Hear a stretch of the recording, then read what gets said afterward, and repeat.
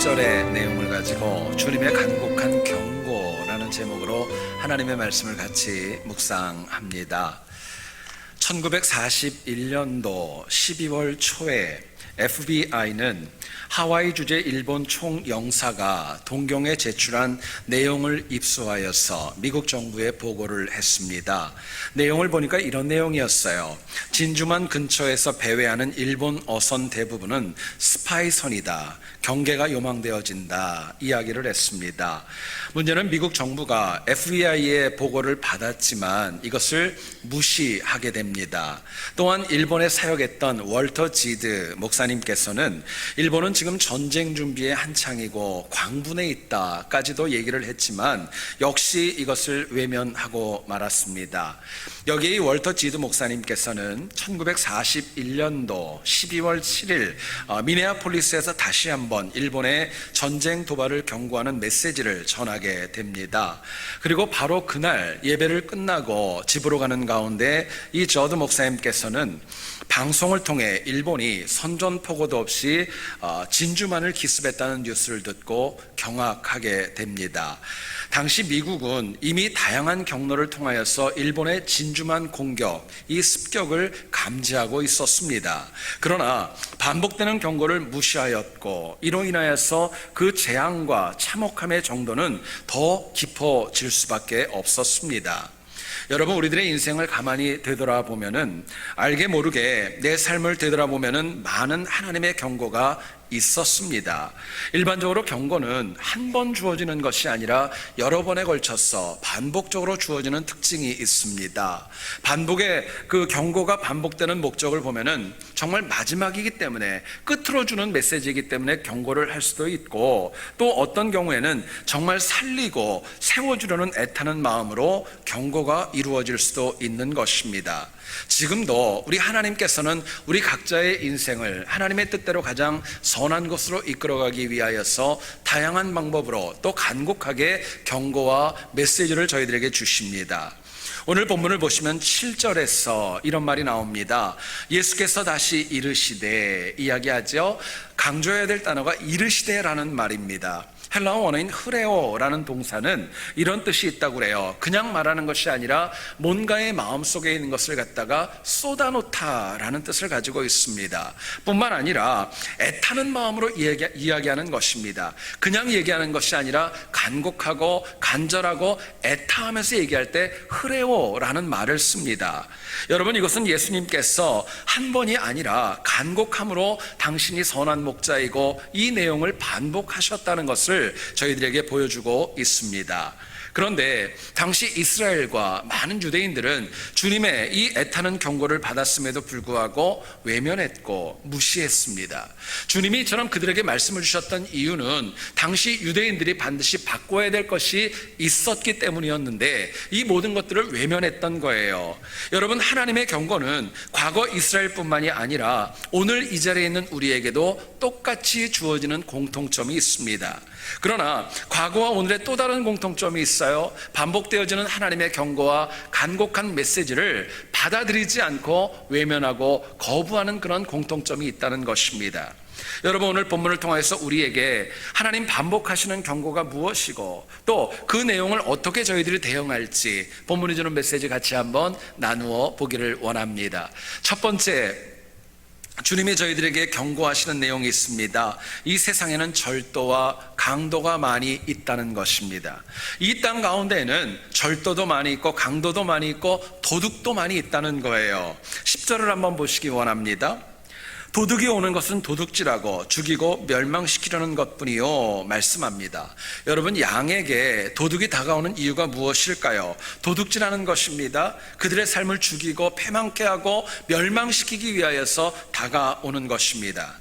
그런데 본문 8절을 여러분 한번 보시면은요, 도둑이라는 단어 외에 두 가지의 단어가 또 나옵니다. 뭐냐면은 절도라는 단어가 나오고 강도라는 단어가 나옵니다. 원어를 보게 되면은 절도, 강도, 도둑, 그 뜻은 다 하나입니다. 다 도둑이란 뜻입니다. 똑같은 단어인데 세 번에 걸쳐서 다른 표현을 썼던 것입니다. 결국 이 세 번의 단어가 반복되어졌다는 것은 강조를 뜻하는 것입니다. 주님은 본문 8절에서 분명히 얘기하세요. 나보다 먼저 온 자는 다 절도요 강도이다 이야기합니다. 우리가 여기서 꼭 알아야 될 것이 있습니다. 우리를 위해 이 땅에 오신 선한 목자 되신 예수님은 한 분밖에 없습니다. 그분만 선한 목자입니다. 그러나 우리 인간을 넘어뜨리기 위해서 다가오는 강도와 절도와 도둑은 너무나도 시대적으로 많이 있었고 복수형이고 다수라는 것을 저희들에게 말씀합니다. 실제로 여러분, 오늘은 물론 과거와 미래에도 주님의 재림이 이루어지기까지 얼마나 많은 도둑과 절도와 강도가 우리들의 삶에 다가올지 아무도 모르고 있습니다. 과거 역사 속에서는 원형 경기장에서 맹수의 공격으로 우리를 힘들게 할 때도 있었고, 또 중세 시대에는 형식적인 신앙으로 인하여 많은 영혼들을 잠들게 하는 미혹으로 다가올 때도 있었습니다.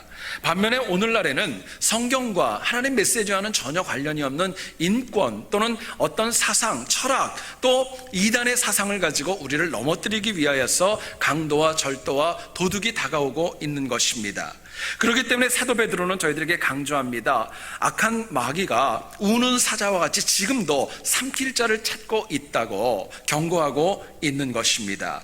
여러분 마음에 새기기를 원합니다. 주님은 오늘도 저희들에게 경고하십니다. 우리 주변에는 너무나도 많은 도둑이 있고 절도가 있고 강도가 있다고 말씀합니다.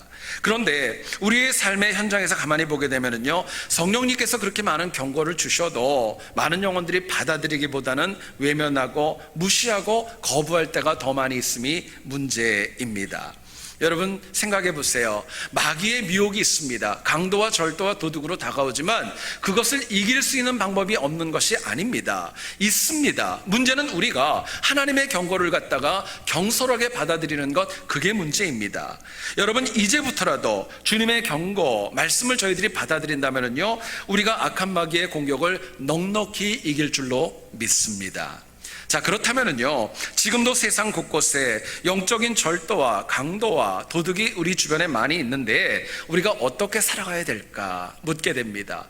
본문은 저희들에게 이렇게 얘기를 합니다. 강도와 절도와 도둑이 많을수록 우리가 영적으로 잠들지 않고 깨어 있어야 이 모든 것들을 이길 수 있다, 주님 말씀하십니다.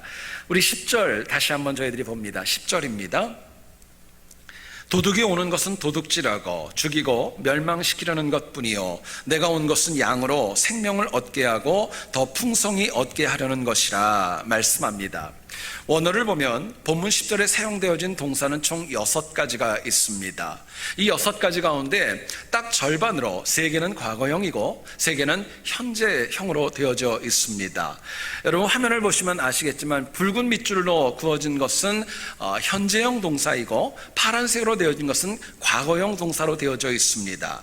도둑이 온다, 생명을 얻게 한다, 풍성히 얻게 한다, 이거는 모두가 다 현재형입니다. 역으로 도둑질하다, 죽이다, 멸망시키다, 이 단어들은 모두가 다 과거형으로 되어져 있습니다.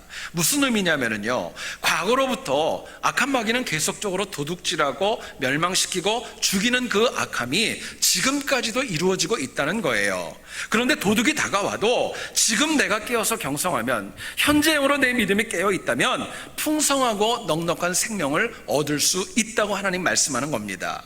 결국 언제나 풍성한 생명, 영생을 얻으려면 과거와 미래 아닙니다. 바로 지금 이 시간에, 지금 이 삶의 현장에서 내가 영적으로 깨어 있을 때에 강도와 절도와 도둑의 도전을 이겨나갈 수 있다고 말씀합니다. 여러분 그러나 많은 현대 신앙인을 보세요. 그들이 영적으로 잠들어 있습니다. 그렇기 때문에 그들의 마음속에는 과연 누가 절도이고 누가 목자이고 이거 제대로 구분하지 못합니다. 그렇기 때문에 수없이 아니라고, 정말 역사적으로 아니라고 판명이 났음에도 불구하고 시한부 종말론이 만약에 일어나면요, 또 거기 따라가는 거예요. 또 주님이 몇 월 며칠 날 재림한다, 그러면 거기에 미혹돼 가지고 넘어지고 또 상처받고 낙담하는 것입니다. 지금도 살아 역사하시는 말씀이 있지만 이것을 외면하고 목마르다고 얘기하고 아직도 갈급하다고 얘기하고 은혜 가운데 살아가지 못하는 경우가 우리 주변에는 잠들어 있는 영혼에게 너무나도 많이 있다고 말씀합니다. 여러분 성경을 보면 요한 2서 1장 7절에 사도 요한은 이렇게 얘기를 합니다. 미혹하는 자가 세상에 많이 나왔나니 이는 예수 그리스도께서 육체로 오심을 부인하는 자라. 이런 자가 미혹하는 자요 적그리스도이다 이야기하고 있습니다. 성경을 보면 예수님께서 부활하시고 승천하신 다음에 그 전에 약속이 있었습니다. 내가 이 세대가 지나가기 전에 속히 오리라 얘기를 하셨어요. 그런데 실제로 일어난 사건을 보면 주님께서 이 땅에 오시는 것 더뎌지기 시작했습니다. 그러면서 더 나아가서 교회를 향해 공격하는 영적인 도전은 더 많아졌던 거예요. 당시에 교회를 힘들게 했었던 고대 철학 가운데 하나가 영지주의라고 하는 철학이 있었습니다. 여러분 영지주의의 주장은 딱 이렇게 설명할 수 있어요. 인간의 육체는 추악하지만 인간의 영혼은 존귀하다. 영과 육을 갖다 구분하는 것입니다. 그렇기 때문에 어떻게 전능하신 하나님께서 추악한 인간의 육신을 입고 이 땅에 오는가, 주님의 성육신과 이 땅에 사역하신 주님의 모든 사역을 부인하고 말았던 것입니다. 결국 성경이 기록될 당시에 영지주의의 도전이 적지 않았고 또 교회가 영적으로 깊이 잠들어 있었다는 것을 성경은 저희들에게 말씀하고 있습니다. 감사하게도 12명의 사도들 가운데 유일하게 사도 요한만이 살아있었고 그 영혼이 많은 눈으로 보았던 증거를 가지고 영지주의와 많은 도전들을 이겨나가는 것을 성경은 또한 저희들에게 말씀합니다. 여러분 오늘날 시대를 보세요. 절도와 강도와 도둑이 물리적으로 저희들에게 다가오는 것보다 더 무서운 것은 우리들의 인간의 철학과 사상과 문화가 하나님의 말씀보다도 더 앞서 있고 중요하게 여겨지면서 우리에게 다가오고 우리를 미혹하고 있는 것입니다. 오늘 이 시대를 얘기를 하면서 포스트 모더니즘이라는 말을 많이 씁니다. 절대적인 기준, 성경과 하나님의 계시와 하나님의 말씀이 상대적인 인간적인 그런 것보다 더 약화되어져 가지고 진리가 가려지는 것이 오늘 우리의 현실입니다. 여러분 그렇기 때문에 우리가 더 영적으로 깨어 있어야 도둑과 강도와 절도의 공격을 이길 수 있다고 말씀합니다. 여러분 제 얘기를 잘 들어보세요. 우리가 영적으로 깨어 있어야 내 인생이 살아날 수 있습니다. 내가 깨어 있어야 우리 가족들, 우리 후손들이 믿음 가운데 승리할 수 있는 거예요. 내가 영적으로 깨어 있어야 내가 섬기는 이 교회가 성령 충만하고 교회의 본연의 역할을 감당할 수 있는 것입니다. 내가 깨어 있어야 이 썩어져가는 세상을 향하여서 하나님의 말씀을 가지고 힘있게 증거하며 나아갈 수 있는 은혜를 가질 수 있는 것입니다. 여러분 오늘 우리의 문제가 있습니다. 신앙인이 깨어있지 않습니다. 잠들어 있습니다. 값지고 고귀한 십자가의 보혈이 값싸게 되어져 버렸고 악한 미혹의 그 영향 가운데 많은 영혼들이 믿음을 저버리고 세상을 향하는 거예요. 여러분 여기서 많은 분들이 생각할 겁니다. 깨어있다. 이 깨어있다는 대상을 담임 목사와 부목사님들과 또 교육자들과 더 나아가서는 중직자들만 깨어있다고 그렇게 깨어있어야 된다고 생각하면요 그게 악한 마귀의 미혹입니다. 여러분 잊지 마세요. 깨어있는다는 것은 남의 문제 아닙니다. 중직자만의 문제 아닙니다. 내가 깨어있어야 됩니다. 내가 깨어있어야 내가 절도와 강도와 도둑으로부터 내 자신을 믿음으로 지킬 수 있는 것입니다. 여러분 오늘날 많은 분들을 보면 그래요. 마음에 감정적인 상처가 있어요. 마음에 서운함이 있어요. 마음에 삐짐이 있어요. 그렇기 때문에 본인이 미혹 가운데 넘어져 또 패역하게 살아간다는 것 모르고 살아갑니다. 교회에 나와도 말씀이 안 들립니다. 그냥 시간만 차지하고 있는 거예요. 사람들 만나는 거지 내 마음속에 영적으로 깨어서 하나님 주시는 메시지가 새겨지지 않는 것입니다. 여러분 잊지 마세요. 지금 내가 겪고 있는 많은 문제들은요 사실은 물질 때문에 당하는 거 아닙니다. 인간관계도 아닙니다. 가장 중요한 것은 영적으로 잠들어 있기 때문입니다. 내가 깨어있지 못하기 때문에 내가 당하는 어려움 가운데 내가 넘어지는 거예요. 어떤 책을 보니까 미국 사람들은 형식적인 기독교인들을 얘기를 할 때 거북이 교인이라고 이야기한다고 해요. 여러분 일반적으로 조류들, 새는요 9일 동안 아무것도 안 먹고 살 수 있다고 합니다. 9일이 한계래요. 그리고 사람은 며칠이냐면요 12일이랍니다. 물도 안 먹고 아무것도 안 먹고 12일 동안 살 수 있대요. 참고로 이런 거는 실험하면 안 됩니다. 절대로 이런 거 실험하면 안 되시고요. 뿐만 아니라 집에서 기르는 우리 강아지나 개는요 20일을 버틸 수 있는데 놀랍게도요 여러분 거북이 있잖아요. 거북이는 아무것도 안 먹고 며칠을 버티느냐 500일을 버틴대요. 500일을 버티고 뱀은 800일을 버틸 수 있고 또 곤충은요 1200일까지 버틸 수 있다고 합니다. 여러분 참 심각한 문제이지요. 그렇기 때문에 정말 1년 동안 하나님 말씀 아무것도 듣지 않아도 만약에 괜찮다, 그럼 나는 거북이 교인인 거예요. 1200일 동안 가가지고 괜찮으면 뭐가 될까요? 너무너무 심각한 거죠. 여러분, 영적으로 잠들어 있으면요 말씀을 먹지 않아도 힘들지 않아요. 영적으로 잠들어 있으면요 말씀이 나에게 오지 않아도 힘들지도 않고 어려움도 없습니다. 우리가 진짜 신앙인이고 하나님을 예배하고 하나님의 백성이라면요 말씀을 안 들으면 배가 고프셔야 돼요. 영적으로 갈급하셔야 돼요. 그게 정상인 거예요. 말씀을 듣지 않으면 마치 목마른 사슴처럼 헐떡이고 하나님 말씀 앞에 나와 엎드릴 수밖에 없는 게 그게 정상적인 신앙인의 모습이라고 이야기합니다. 결국 주님의 간곡한 경고가 있습니다. 도둑이 있고 절도가 있고 강도가 앞에 온다 할지라도 깨어있는 영혼은 하나님의 말씀 가운데 날마다 승리할 수 있다고 말씀합니다. 여러분, 어떤 계곡에서 버스가 사고가 나가지고 버스에 탔던 모든 승객들이 다 죽는 사고가 있었답니다. 이들이 다 하나님 앞에 서가지고 나름대로 내가 지금 죽을 때가 아닌데 너무 억울하게 죽었다고 나름대로 하소연을 하기 시작을 합니다. 한 분이 그렇게 얘기를 하더래요. 69번 버스를 타야 되는데 잘못 봐서 96번 버스를 타서 내가 사고로 죽어왔습니다. 그리고 이야기를 하더래요. 한 명은 또 그렇게 얘기하더랍니다. 버스를 놓칠까봐 급하게 열심히 뛰어가지고 버스를 탔는데 그게 사고가 났기 때문에 나는 너무 억울하니까 살려달라고 이야기를 하더래요. 한 분은 또 그렇게 얘기하더랍니다. 버스 안에서 잠깐 졸다가 내려야 되는데 몇 정거장 더 가는 사이에 내가 죽었다고, 나는 너무 억울하다고 살려달라고 이야기를 했대요. 여러분, 이들의 공통점이 뭘까요? 잠들어 있었다는 거예요. 잠들어 있었기 때문에 버스 넘버 제대로 못 받고 또 더 나가서는 졸고 있었던 것입니다. 물론 이 이야기는 좀 극단적이고 인위적인 이야기입니다. 그러나 영적으로 수많은 영혼들이 잠들어 있다가 넘어집니다. 그릇된 곳에 빠집니다. 영적으로 잠들어 있기 때문에 나도 모르게 이단에 빠지기도 하고 자기 의로움에 빠져서 사망으로 달려가기도 합니다.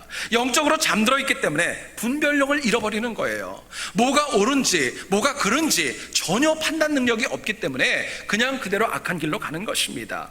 여러분, 영적으로 깨어있는가 잠들어 있는가, 이거는요 그냥 단순한 문제 아닙니다. 내가 죽느냐 사느냐의 문제입니다. 생사의 문제예요. 내가 영적으로 경성하려면요 순간마다 세상 아니라 사람이 아니라 하나님께로 다가오셔야 됩니다. 우리가 힘들고 어려울 때, 강도와 절도와 도둑이 다가올 때 사람 찾지 마시고 인터넷 찾지 마시고 어떤 도움이 아니라 한 번이라도 더 하나님 앞에 나와 엎드리셔야 돼요. 예배 드리셔야 되고 기도하셔야 되고 하나님 말씀 더 듣는 지혜가 필요합니다. 여러분, 세상의 미혹과 도전은 내가 이길 수 있는 거 아닙니다. 하나님이 깨어있는 영혼에게 주시는 은혜로만 이길 수 있는 것입니다. 주님은 우리에게 분명히 얘기합니다. 깨어서 강도와 또 목자를 구별하라고 권면과 경고를 동시에 하고 있습니다. 저는 여러분들이 날마다 깨어있기를 소원합니다. 그래서 깨어있어서 도둑을 멀리하고 주님만 의지함으로 날마다 승리하는 우리 모두 될 수 있기를 주님의 이름으로 축원드립니다. 두 번째로 생각할 것은요, 주님은 이렇게 경고하세요. 반드시 예수 그리스도만 붙들고 살아가야 된다. 하나님만 붙들고 살아가야 된다 경고하십니다. 9절과 7절 볼 건데요, 9절을 먼저 보시죠. 내가 문이니 누구든지 나로 말미암아 들어가면 구원을 받고 또는 들어가며 나오며 꼴을 얻으리라 말씀합니다. 7절을 한번 보시기 원합니다. 나는 양의 문이라 이야기예요. 7절과 9절에서 공통적으로 쓰인 표현이 있습니다. 나는 문이다 라는 말이에요. 헬라어 원어를 보면 참 놀라운 것은요, 그냥 문이 아닙니다. 일반적인 문이 아니라 그 앞에 정관사가 붙어 있어요. 무슨 의미냐? 유일하고 하나밖에 없고 그것뿐이라는 거예요. 그 문밖에 없다고 이야기하는 것입니다. 뿐만 아니라 요한복음 14장 6절을 보면은요, 예수님 말씀하시죠. 내가 곧 길이요 진리요 생명이라고 말씀하십니다. 그냥 길과 진리와 생명 아닙니다. 이 앞에도 정관사, 유일하고 하나밖에 없는 것이 붙어 있어요. 결국 요한복음에서 사도 요한의 메시지가 있습니다. 예수 그리스도만이 오직 하나뿐인 양의 문입니다. 그분만이 길이고 그분만이 진리고 그분만이 생명이라는 것 반복적으로 경고하고 권면하고 있는 것입니다. 여러분, 오직 예수님을 통해서만이 이 땅은 물론이고 사후에 주시는 은혜까지도 넉넉히 누릴 수 있습니다. 오늘 본문의 내용을 가만히 한번 보세요. 내용도 좋지만 이 말씀을 하시는 주님의 마음을 한번 헤아려 보시기를 원합니다. 간곡함이 있어요. 간절함이 있어요. 안 받아들임에도 불구하고 그들에게 정말 강조가 아니라 경고에 이르기까지 간곡함으로 말씀하시는 주님의 그 메시지를 저희들이 들어야 될 것입니다. 다른 것 아닙니다. 주님만 길이라는 거예요. 주님만 문이라고 얘기하시는 겁니다. 문제는 유대인들이 그렇게 강조하고 경고를 들어도 무시하고 안 들었다는 것입니다. 여러분, 그런데 이것은 남의 얘기 아닙니다. 어쩌면 저와 우리도 때마다 일마다 저희들에게 주시는 주님만이 길이라는 것, 그 메시지를 놓칠 때가 우리도 많이 있기 때문에 그렇습니다. 여러분, 오늘날 세상을 가만히 보면 악한 마귀가 교회를 힘들게 합니다. 목회자들을 넘어뜨립니다. 중직자들을 힘들게 하고 시험을 들게 합니다. 여러분, 왜 그럴까요? 복음이 진리이기 때문에 그렇습니다. 진짜 중요하기 때문에 악한 마귀가 미혹하는 거예요. 만약에 중요하지 않으면 건드릴 필요도 없지 않겠습니까?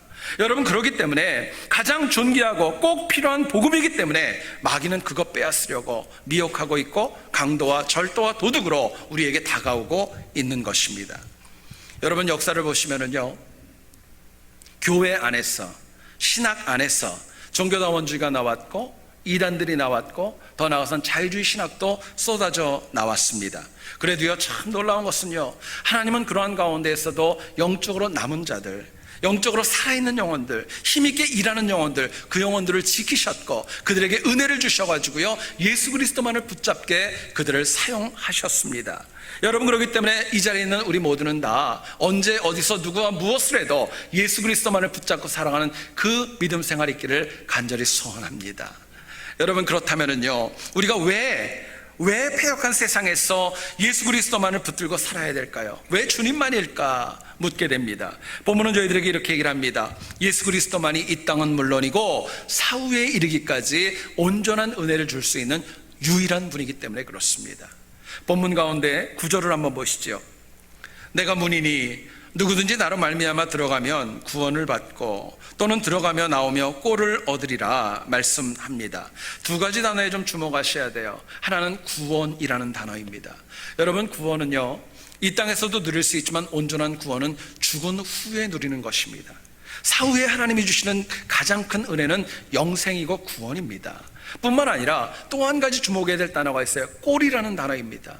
짐승이 먹는 음식이란 뜻이지만은요, 이 꼴이라는 단어 안에는 이 땅 가운데 내가 누릴 수 있는 물질적 또는 많은 관계적, 많은 은혜를 얘기하는 이 땅에 필요한 많은 것들을 그 안에 내포하고 있습니다. 또 본문 10절을 보시면 주님 말씀하세요. 주께서 오신 목적이 뭐냐면은 풍성한 생명을 주시기 위해 그분이 이 땅에 오셨다 이야기하고 있습니다. 여러분, 예수님을 주로 고백하는 영혼에게 받는 은혜가 있습니다. 이 땅 가운데요, 하나님이 주시는 풍성함이 있습니다. 내가 죽은 다음에도, 내가 죽은 이후에도 영생과 천국, 천년 동안 왕노릇하는 하나님의 은혜가 있습니다. 생각해 보세요. 한 번뿐인 인생인데, 한 번밖에 못 사는 인생인데 이 땅에서도 풍성하고 죽은 이후에도 천국과 영생을 누린다면 얼마나 존귀한 인생이겠어요. 얼마나 복됩니까? 근데 역으로 이 땅에서는 강도와 절도와 도둑에게 열심히 시달리고 괴롭힘 당하고 죽은 다음에도 지옥에 간다면 세상에 그것처럼 안타깝고 비참한 인생이 어디 있겠어요? 여러분, 문제는 우리가 주님을 믿고 받을 복을 모르지 않아요. 알고 있습니다. 그러나 현실적으로 보면은 여기에 역행할 때가 너무나도 많이 있는 거예요. 주님이 저희들에게 필요한 꼴을 주십니다. 그런데 만족하지 못해요. 영생에 대한 복음과 길을 저희들에게 주시지만 그것 따라가지 않고 세상 것만 따라가려고 하는 목적이, 그 모습이 얼마나 많이 있는지 모릅니다. 여러분, 예수 그리스도 본질을 놓치면은요, 우리 인생의 본질을 놓치면은요, 아무리 오래 믿고 아무리 큰 직분이 있고 많은 것을 가지고 있어도 소용없다는 것입니다. 아무것도 아닌 것이 되는 거예요. 한국에서 장학사가 어떤 초등학교의 과학 수업을 참관하게 되었습니다. 아이들이 수업하는 걸 이러고 보니까 지구의가 있잖아요. 기울어가지고 지구의 모양이 있는 공같이 생긴 것, 그걸 아이들이 이러고 보고 있으니까 장학사가 가서 얘기를 했습니다. 이게 왜 기울어 있는지 너 아니? 물어봤어요. 그랬더니 그 아이가 그렇게 얘기하더랍니다. 제가 안 그랬어요. 제가 안 그랬어요. 이야기를 하더랍니다. 기가 막혔어요. 옆에 있는 선생님에게 물어봤습니다. 이게 왜 이렇게 기울어져 있죠? 선생님이 얘기를 합니다. 4월 때부터 그랬습니다. 4월 때부터. 한 번 더 물어봤습니다. 교장 선생님을 불러가지고 이게 왜 기울어 있느냐 물어봤더니 교장 선생님이 머리를 긁으면서 얘기하더랍니다. 그거 국산품이라 그렇다고. 여러분, 본질을 놓치면은요 모든 게 코미디예요. 아무것도 아닌 것입니다. 신앙인이 다른 것은 다 잃어버려도 사실은 괜찮습니다. 근데 하나는 붙잡으셔야 돼요. 예수 그리스도입니다. 믿음은 붙잡으셔야 돼요. 믿음이 이 세상을 살아가는 힘과 선택과 결정과 지혜, 미래의 비전까지도 가장 온전하게 공급하는 능력이기 때문에 그렇습니다. 여러분 잊지 마세요. 내가 힘들고 어려워도, 건강이 좀 부족해도, 나이가 들어도, 물질적으로 풍성하지 않아도 예수 그리스도를 붙잡고 살아가는 영혼은 실패함이 없는 겁니다. 일어나는 거예요. 은혜가 있는 것입니다. 사도행전을 보시면 2장 46절과 47절에 초대교회의 모습을 이렇게 얘기를 합니다. 날마다 마음을 같이하여 성전에 모이기를 힘쓰고 집에서 떡을 떼며 기쁨과 순전한 마음으로 음식을 먹고 하나님을 찬미하며 또 온 백성에게 칭송을 받으니 주께서 구원받는 사람을 날마다 더하게 하시니라 이야기하세요. 여러분, 당시 예루살렘과 유대 땅을 생각해 보면은요, 우리가 지금 살아가는 미국 땅과 비교해서 어땠을까요? 우리가 훨씬 더 풍성하고 우리가 훨씬 더 많은 것을 누리고 있을 겁니다. 그런데 초대교회 성도들은요, 영육 간에 부족함이 없었어요. 만족함이 있었어요. 풍성함이 있었습니다. 경제체제가 바뀌었던 거 아닙니다. 탁월한 리더가 생겨서 그것도 아닙니다. 여러분, 이유는 딱 한 가지예요. 죄인이었던 인간이 예수 그리스도를 믿으면서 모든 것이 다 바뀌었던 것입니다. 믿음이 바뀌었던 거예요. 유무상통하면서 먹고 사는 문제 해결되었습니다. 내세까지 이르는 천국에 대한 소망이 있기 때문에 죽은 후도 두려워하지 않았던 겁니다. 여러분, 초대교회도 왜 빈부차가 없었겠어요? 가난한 사람, 부자다 있었겠죠. 그런데 오늘날처럼 어떤 가불관계가 아니라 그들은 서로를 사랑으로 배려했고 타인에게 상처 주기보다는 양보하고 배려하는 은혜가 더 많이 있었던 것입니다. 그렇기 때문에 그들은 풍성했고 많은 열매를 맺어갈 수 있었습니다. 저는 말씀을 준비하며 생각해 봤습니다. 현대신앙인에게 있어서 가장 큰 문제가 무엇일까? 과연 무엇이 오늘 우리의 문제일까 생각해 봤어요. 가장 큰 것은 뭐냐면요, 내가 신앙생활 하는 것이 얼마나 존귀한지를 많은 신앙인들이 모르고 살아간다는 것입니다. 불신자들의 문제 아닙니다. 교회에 나와서 예배드리고 하나님을 찬양한다고 그러고 예배에 참석하는 영혼들이 믿음이 가지는 존귀함과 능력과 권능을 모르고 살아간다는 것, 그게 비극입니다. 여러분, 믿음이 이 땅에서 일어나는 모든 것들을 채워주고 풍성케 한다는 거 신앙인이 잘 몰라요. 믿음이 영적인 갈등, 먹고 사는 문제, 질병과 갈등의 모든 문제를 다 해결할 수 있다는 것도 머리로만 알지 실제로는 모르는 영혼들이 많이 있습니다. 믿음만이 누구도 풀 수 없는 죽음과 죄의 문제를 해결해 준다는 것도 많은 영혼들이 머리로만 알고 있는 현실입니다. 여러분, 그렇기 때문에 주님은 저희들에게 말씀하세요. 예수 잘 믿으라고. 그냥 나와서 앉아있는 것이 아니라 하나님 제대로 믿어야 내가 하나님 주시는 은혜를 넉넉히 누릴 수 있고 승리할 수 있기 때문에 그렇습니다. 여러분, D.L. 무디를 아시죠? 무디가 사역을 했을 당시 시카고 지역에는 엄청난 대화재가 있었습니다. 그런데 이 무디가 섬겼던 학교 또 교회 모든 것에 불이 붙어가지고요, 다 타버리는 전소되는 그런 아픔을 누리게 되었습니다. 심지어는 무디 자체도 아무것도 꺼내오지 못하고 정말 빈몸 하나만 나올 정도로 화재의 피해가 적지 않았던 거예요. 많은 기자들이 무디에게 찾아와서 인터뷰하면서 얘기를 했습니다. 화재로 인해서 다 잃어버렸는데 얼마나 힘들까, 어떻게 할 것인가, 미래를 어떻게 준비할 것인가 물어보았습니다. 무디가 정색하면서 얘기했어요. 다 잃지 않았다고. 가장 소중한 거는 내가 가지고 있다고 이야기를 했어요. 그러자 기자가 너무 신기해서 뭐냐고 물어봤을 때 무디의 고백이 참 위대합니다. 다 타버렸지만은요, 내 마음에 있는 예수 그리스도는 남아있다는 거예요. 내가 예수 붙들고 있다는 거예요. 그 믿음을 가지고 무디는 다시 교회를 세워나갔고 학교를 세워나갔고 그 영혼을 통하여서 천국에 이르는 많은 영혼들이 하나님 앞에 나오는 역사가 일어날 수 있었던 것입니다. 여러분이 이민자로 살아갈 때 힘든 일 많이 있죠.